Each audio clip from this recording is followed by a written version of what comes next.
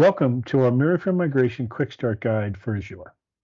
To begin with, we're going to need to define our infrastructure, and that infrastructure will be from on-prem storage, on-prem data movers, to storage and some type of access in the cloud. And the first thing we'll have to do is you notice on the right-hand side, there is a blue pane or a status bar, sorry. We're going to go down, you're going to click on infrastructure. And once you get to infrastructure here in a second, we'll start to define what we call our agents or our data movers and our server. You'll notice here on infrastructure, there's four distinct pieces. There's object storage and applications. That'll be when we define our Azure in the cloud. There's agents. Now, agents are both our server and our data movers. You must define the server as well as the data movers, or I should say you should call them into for usage for proper operation of the migration cluster. There's also NAS off to the right, and you'll see us define basically a NAS Windows file share in this quick start guide. So to get started, we'll click on agents, and you'll see there's no agents defined. We'll say add a new agent here. Notice we have four agents. Miria 40 is also our server, so that must be defined or called in this step here. Along with this, have Miria 40 agent 1, agent 2, and then a Windows system. We're only going to define 3 of the 4, and you'll see why in a second. So we'll go ahead and define Miria 40, agent 1, and our Windows box, and we'll go ahead and add the agents. Now they're in the system and ready for usage. You notice they're green.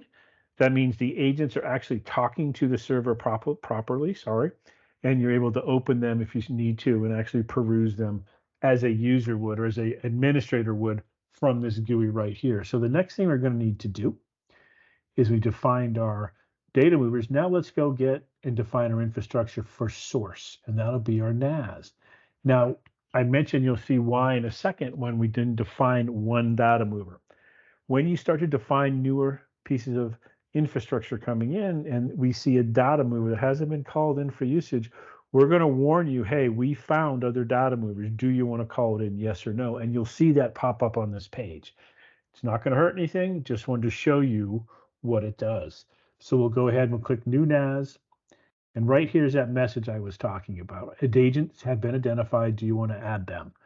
And here we're going to say no, but if you wanted to add them, you can click yes. It'll take you back to that agents page, and you just click on that one that was still available. All the others would be gone that we have called in, and you could call and add that agent in. So here we'll click no.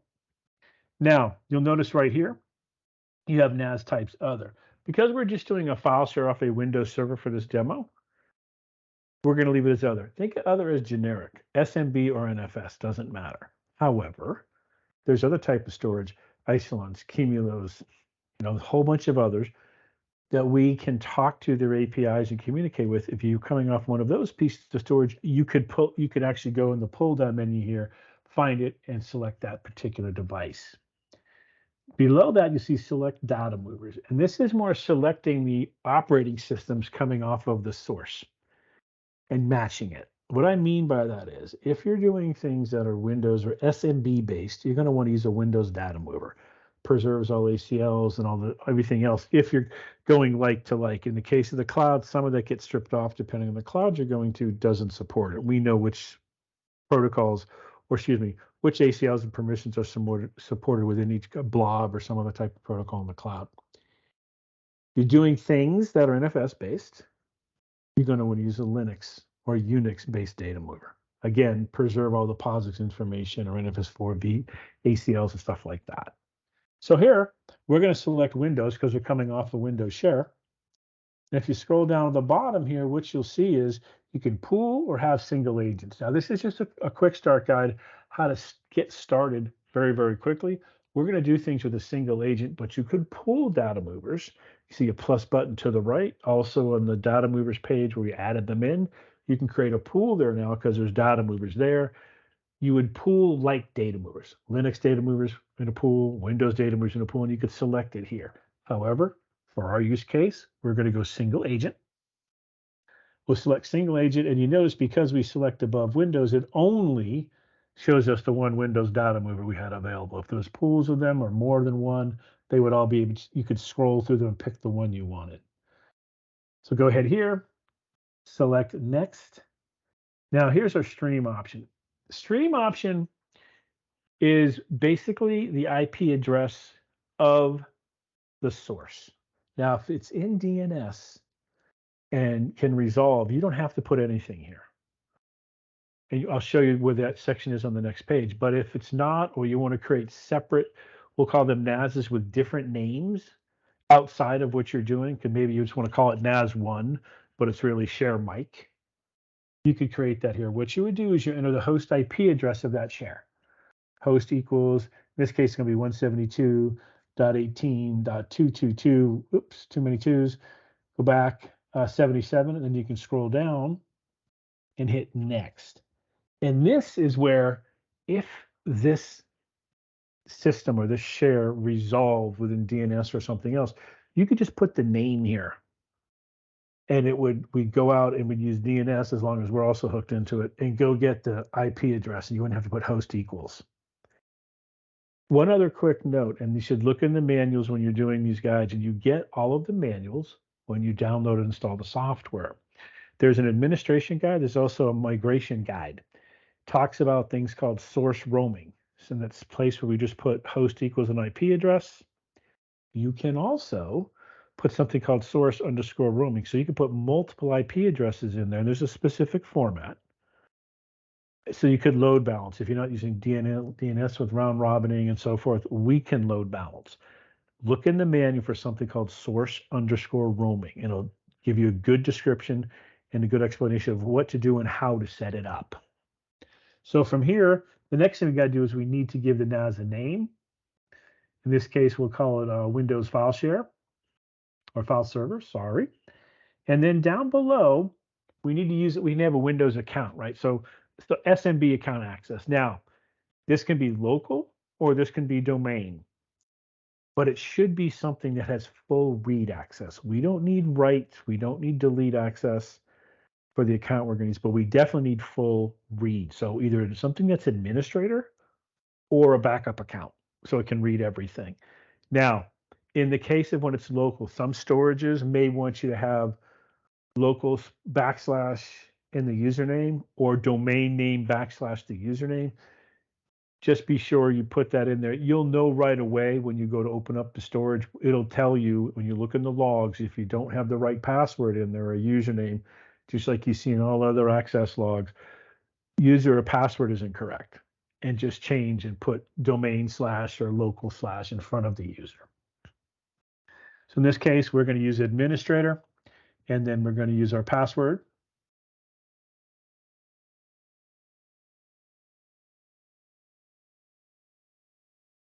And then we'll confirm our password.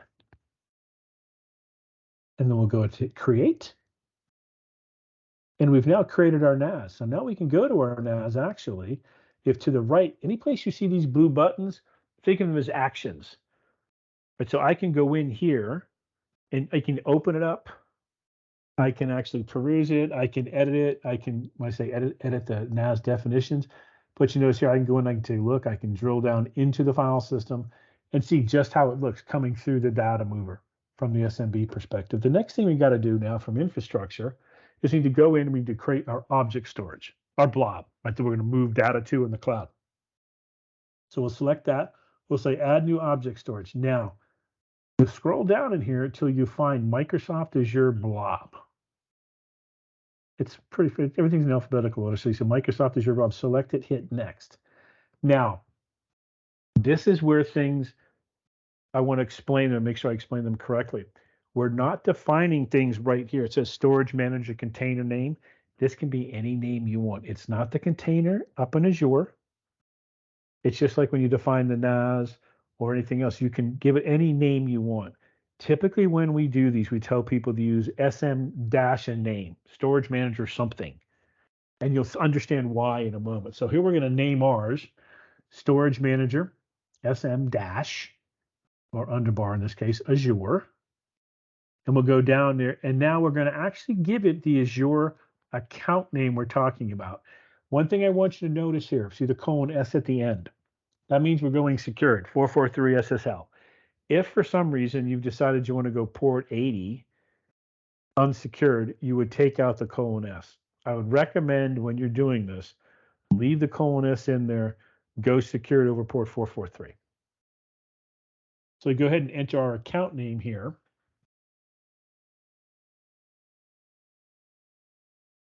Atempo demo Miria. And then below this, you'll notice it says default proxy platform. So most people are going to go, when you do this, is going to be direct. I'm going to come off some storage and push it to the cloud through a particular data mover or pool of data movers. If you decided you wanted to go through only a specific set of data movers, even if you had 10 of them, but you only want to use 2 to talk to the cloud, you could create that pool and put it here. Default or direct to storage, anybody that's talking to storage needs to have access to the cloud. We only have one system talking to storage, so we're just going to tell it actually use the Windows system here. So and here means you don't have to define a storage manager option. You don't need to worry about HTTP proxy. You don't need to worry about alternate access or volume management. Just hit create, and we'll have created our storage manager. Now, this is telling us how to get to where the device is located. It's not telling us how to access the device yet. In this case, the container. That's next. That's what we call an SMC, storage manager container. So now you see where we're going with the mnemonics. Storage manager, top level. Storage manager container, I want to go to a particular container at that piece of storage. And because I could have 17 of them and have all 17 listed here. And when I do a particular task, I want to go to a particular container, an SMC. You see how you can manage these things like this. So we'll go ahead. Notice again the blue buttons to the right. Click Add Container. And again, this is not the container name in the cloud. This is the name you want to give it. You can give it any name you want. In this case, it's going to be, we do it SMC for Storage Manager Container, dash or underscore, take your pick, Azure. And you scroll down in here, and what you see is a couple things. Now, this is a quick start. You can look inside the migration mirror that talks in depth on tuning, because you can actually up the number of threads, not only here, but also the number of threads or subjobs that run against a task. We're not going to get into this for this quick start, but it's available in the guide. It goes into great depth in talking about it. So here we'll leave this as 1, but you notice below there, available as a source. I highly recommend you turn this on because this allows for easy debugging. And actually, you can go and open it and peruse it, just like we did the NAS storage when it's defined as a source. Simply have to turn it on and give it a platform name. It can be any name you want. In this case, we're going to call ours Azure, but you can call it, pick and choose whatever you want. And just like we did with the NAS, you're going to define an account name. Now, the difference here is this account needs to have read, write, and delete full administration privileges. You'll give it a password, you'll give it an account name, you'll give it the access key. Sorry, I didn't mean the password, access key. And also then the container name.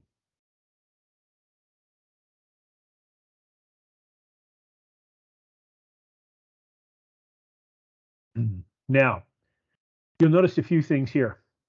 Default tiers, digest and storage none, data compression none, and metadata is checked. Leave this as is. There's buckets or storage manager containers can be used for more than just migration. You could do backups to them or archives. So there's several, they do several features. You don't need to define any of this here. I'll show you in the task where you actually do and set up some type of hashing or check something to ensure validation. But so you get an understanding, if you look at the digest here, you can look at MD5, SHA-384, there's XXHash32, XXHash64, and a couple of others.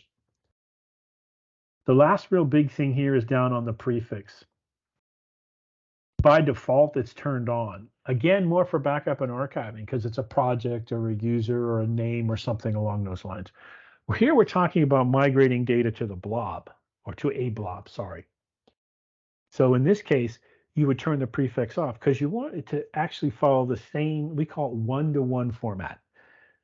Same file system hierarchy on source, look the same in the blob.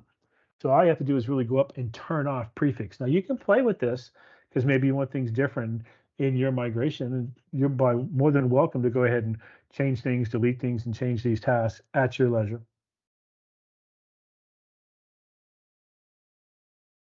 So then you can go ahead and create. So now we create our storage manager container. And if we go back, you notice we have edit containers on one side, but if you click on the greater than, now you see available as a source and you can open it and actually look to see what's inside of it. Now we're going to clean this out before we do our next round. We won't show you doing it because this shows a bunch of different things inside the container. We're actually going to wipe the container and so it's empty before we actually do our migration. So we've actually got everything set up. Our infrastructure is ready. Next step here, we need to go over and click on migration. We need to set up a task. You notice we have none. So this is the default page. Even when you log in, will look like this, empty.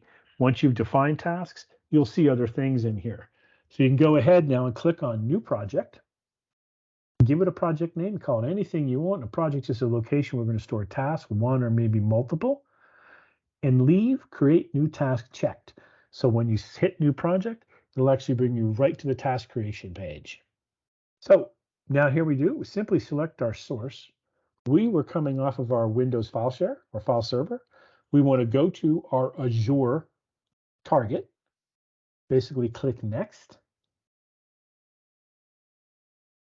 Now here you can select your source and your target. And you notice our target is completely clean now on the right-hand side.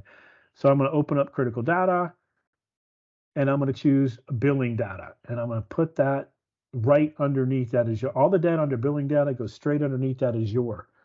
Notice here how it's set up. So everything under billing data will now reside underneath Azure. And you can add more than one thing here. You can delete them with the little trash can you see to the right. One quick note, you see below that inclusion exclusion. So if you have things you don't want to copy, maybe you are coming off of something that does snapshotting and you don't want to copy .snapshot or .snapshots or tilde snapshots, depending on the type of storage it is, you can put exclusions in here. You can also put inclusions. What I will tell you about exclusions is you need to know one particular rule. When you exclude something, think of that as the parent directory. You cannot include children underneath that at that point. You've excluded the top level, nothing can be included underneath. Just a quick little tip there for you. So once you're done with that, you can hit next. Now it's going to have you jump to another page. This page that you're just going to now basically is the definition of how you're going to run the task. Since this is a simple, quick setup, parallelism and everything else is actually higher up on this page and you can look at it. Also, there's a mode called there's a synchronization mode. It's in echo mode by default, which means almost think of it as like a RAID 1. Anything that happens on source will be exactly mimicked on target, which means in the location we're putting data, if there's files or directories in there that aren't on the source, we'll delete them. If for some reason that's not acceptable and you need to be able to write into the blob location from a different area, there's a mode that you can put in called contribute, and you can read about those in the manual, as well as it'll tell you what each does when you go to select it above. The big thing on this one that I wanted to talk about is the check migration integrity. Remember I told you the storage manager container had several ways it could do it, or several hashes. This is the same, those are the same hashes here. The difference, none is really not none. None is we call a block level using XX hash 64. We call it quick hash. By default, we quick hash everything we move. Now, what a quick hash means is it using XX hash 64, we'll pick it up on a read, and maybe it's 7 files or maybe it's 1 file. We'll put them together in a block transfer. It's a block of data, not a disk block, or think it was a file system block, but a block of data. We'll compute the hash on it. Then we'll ship it to its new location. And just before we write it, its target location, we'll recompute the hash, make sure they match. If they do, apply. If they don't, throw it off the stack. There is, in some instances, people need conformity reports. What went over, what was the hash, and so forth. You can change this none to pick one of those hashes, MD5, SHA-256, and so forth. We recommend SHA-256, simply because it's the best blend. MD5 can almost double a migration, and it has nothing to do with our software. It has to do with math calculations, arithmetic, basically. So you need more cores, right? More CPU power. How this works, we'll pick it up a file now, not a group of files, but a single file. We'll have to compute the hash on whatever's been chosen. We'll then store it in the database, hash, date, time, location, where it came from. We will then write it to the other side. And when we're done writing all the data that's been found that needs to be moved, or excuse me, migrated, we'll fire up a sub job. We'll go back into that target now, and it will reread everything we just wrote. And it will compute the hash again, and then we're going to compare it. If it matches, we'll put it on into the database, time, date, the hash, where it was written to. If it doesn't, we'll delete it. And we'll delete the reference in the database because we know it didn't match. We don't care why. There was some kind of problem in transmission. The data is not good. Get rid of it. So from here, you'd hit the next button. We'll go here, and now you give your task a name. You can call it anything you want. You can, and right now it's already defaulting under Azure migration. But if you want to put it somewhere else here and hit a different project name, you could do that. And you simply hit create. And then you hit back, and it will take you straight back to our Azure migration page for our project. Now you notice we see our one task in there. You could have one, you could have 101, or even more than that. You have first run, previous run, last run. You can also disable tasks, all from that management button, blue button to the right, which you're going to see pop up in 1 second. You also can run the task in test mode or just start it. Here, we're going to click on start. We're going to start that particular billing data 2 task. It's going to start, it'll start to give you some information. You can click on the task itself, billing data 2. It's going to report back that it's 100%. It's 100% because it finished most likely doing the scan. So it's running at 100%, but not completed. And I'll show you why in a second. What's going to happen next is, and you can go back to the project, you decide to look at the task. It's really at 0% here, hasn't been updated yet. Now, if you go in and click on see details or go to the left and click on jobs and logs, you could see the entire job as it's running. In this case here, you notice it's completed. You'll also notice it's completed, how long it took to complete run, when it ran, when it started, the volume it moved, the speed it moved at, and the data mover speed, because it was reading in and out of the data mover, right? So, however, if you notice to the right with those buttons, I can open the logs or download a report. You can also go to the left-hand page, down the blue column on the left, first frame, click on jobs and logs there. And you notice this job ID is 9, and you could look at that job and any associated sub-jobs if we're set up for parallelization to be running there. What we'll do is we'll open up the logs straight from this page.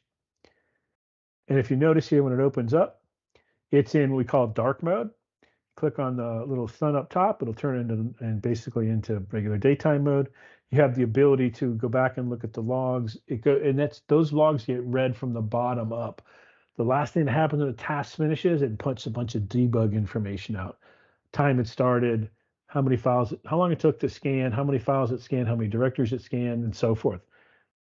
When you read it from the report, which is going to pop up here, now it's from the top down.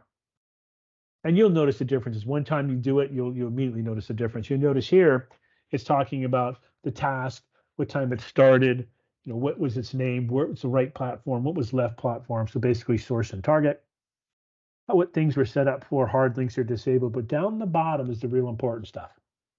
It's all important, but this really tells you number of files it scanned, right? Or number of directories it scanned, was 274. Number of files was 297. The volume and how long it took, 13 seconds. And then how many directories are copied, how many files it copied. And on the next page, to actually give you a little bit more information, or finish up, I should say. Basically, it's telling you total copy time was 1 minute, 7 seconds. One task got created, or one sub-job, or one job. If you're doing parallel jobs or multi-threaded jobs, you'd have multiple created jobs here, maybe 6, depending on how many met the high watermarks. And terminated. Don't get concerned about the word terminated here. Terminated here is completion successfully. If it says terminated on error, something had an error when the task was run, then you need to go figure out what was going on. Use the logs, dig into whatever log has an error, and it'll show up as a red error in the logs. You saw debug on a previous page when we looked at the error logs, also information. It's color coded. You'll pick it out right away. And that's really it. So you can see in about less than 30 minutes from you install the software, you can have yourself up and running a migration from some on-prem storage to Azure in the cloud.